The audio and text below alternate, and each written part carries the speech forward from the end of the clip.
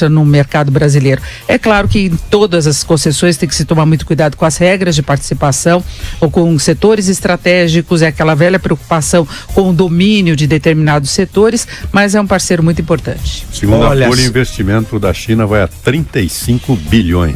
Olha, sem ser xenofobista, é bom ficar com um passo atrás. É que é um presidente que é fraco e é um governo fraco. O presidente é um fraco, né? Presidente da China? Não, presidente do Brasil. Do Brasil, porque se ele fosse da China, ele não seria mais presidente. Mas com a notícia toda certeza. Não é boa, professor Vitor? Péssima. Por quê, péssima no sentido de um projeto nacional. Nós estamos entregando o Brasil para a China. A China tem um projeto geopolítico para o mundo. Quem acompanhou o último congresso, eu acompanhei as notícias, né? É perigoso. Nós estamos entregando o Brasil para a China. Nós vamos sentir saudades do imperialismo americano. Isso aqui é perigoso. É um governo fraco de um presidente irresponsável. É um presidente fraco para não dizer outra coisa. Mas não é, são concorrência, professor. Não é essa através de domínio. Não está entregando. Estão entregando bens do Estado, bens que são meu, seu, nosso, para um governo fraco de um presidente fraco para a China. Isso viola o interesse nacional. É um país que não tem projeto porque tem um presidente fraco. O Brasil não tem que não tem coragem de debate. Por exemplo, eu duvido que esse presidente teria coragem de sentar aqui como o Jair Bolsonaro sentou. Tem todos os defeitos, Jair Bolsonaro. Ele também é contra o investimento da China, também, professor. Mas veio aqui. Eu duvido que o presidente Temer, que é um fraco, teria coragem de sentar aqui e debater. Debater que ele está entregando o nosso país. Falta um projeto nacional para o Brasil. Nós temos uma elite traidora da pátria. Isso daqui não pode ocorrer. É um presidente fraco, de um governo fraco. Ou seja, setores estratégicos do país, quase todos sendo entregados a uma ditadura comunista, né, que continua sendo não é de um mais partido. Nem comunista. Não, professor, a participação deles no investimento é de outra forma. Eles seguem. É um país democrático. Vai lá falar qualquer não politicamente, coisa. Mas para a economia sim, professor. De lá, eu estaria num campinho de concentração e a minha família ia pagar bala que eles iam me mandar pro paredão. Isso é uma questão política interna da China. Agora, como investidor no mundo, eles seguem as regras de cada um dos países. As regras estão sendo bem estabelecidas aqui no Brasil.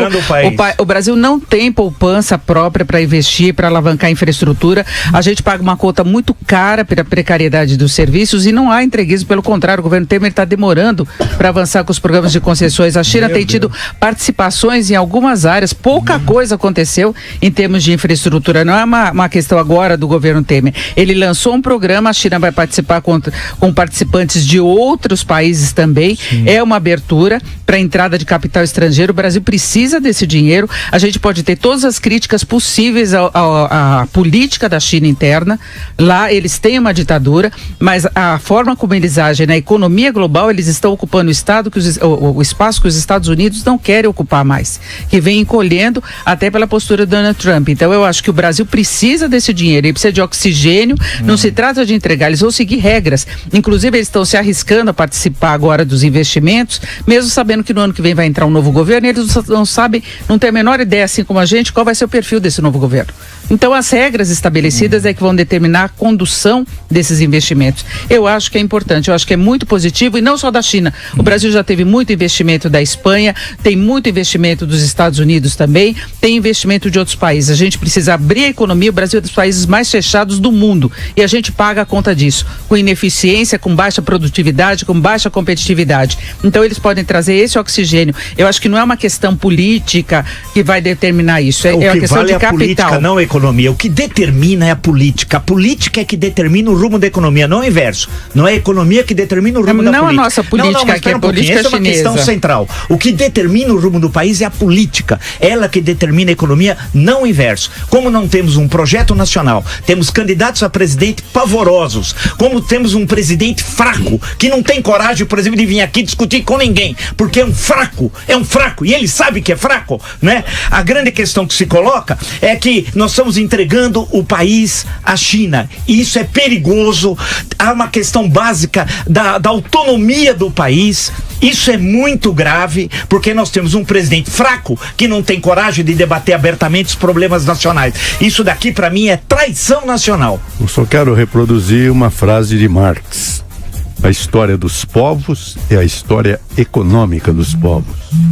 Não, mas eu acho que a questão é o que determina a política. A economia é secundário. O que interessa é o rumo do país. Nós precisamos ter um projeto, projetos no plural. Não temos. A grande questão é para onde nós vamos. Nós não sabemos por onde vamos. A gente está administrando hoje, né? Nós temos um governo que é um desastre, uma oposição que é um desastre. O povo não aguenta mais essa elite política. Estão entregando professor, o Brasil para os aquela China de Mao Tse Tung acabou, professor. Eu falei hoje aqui que eu tenho 2 netas em Xangai. Não acabou, continua assim. Uma delas está aplicando o método Montessori de educação física, de educação pedagógica. Sim. Ela é formada pela USP em pedagogia, ensinando inglês para crianças de 3 anos de idade. Imagine. A outra neta, irmã dela, que vai de bicicleta para o trabalho, recebe uma subvenção do governo chinês porque anda de bicicleta. Sim. Porque ela está ajudando a acabar, porque a poluição é trágica na China. É mesmo. Então, é outro mundo. Eu vi numa televisão outro dia a operação de uma máquina gigantesca em que para mostrar a capacidade e a qualidade do operário chinês, a máquina estendia a mão, pegou um ovo na praia, trouxe o ovo e quebrou numa frigideira.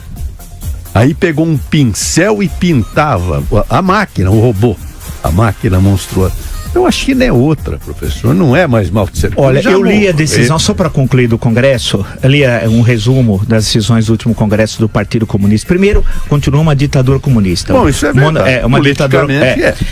Agora, um controle, na verdade, o partido substitui o imperador. A tradição da China sempre foi de poder central. O Estado, quando a gente fala em Estado, na verdade tudo começou lá na China, né? Um Estado centralizado, com as grandes obras hidráulicas, tal, todo o poder central, e a China foi sucedendo dinastias. Hoje você tem um partido comunista que faz o papel do antigo imperador. Poder centralizado, autoritário, autocrático, a lei só existe para o partido, o governo faz o que bem deseja. No campo econômico, eles acabaram adotando, a partir da política das 4 modernizações do Deng Xiaoping, no final da década de 70, uma abertura paulatina que chegou ao momento de hoje que a China caminha para ser, daqui a 10 anos, 15, vai suplantar os Estados Unidos e ter o maior PIB do mundo tal. Ela tem seus interesses estratégicos. Todo país tem interesses estratégicos. A questão que eu coloco não é que a China tenha seus interesses. Se tem, ela fez um ataque duríssimo à democracia, às liberdades durante o Congresso. Diz que o regime ideal é o regime de ditadura, né? Portanto, o meu problema não é a China. A China que se lixe, desculpe usar essa expressão. O meu problema é o Brasil. É que nós não temos um projeto para o país. Ou seja, nós estamos entregando o país e de forma irresponsável, porque temos um presidente fraco.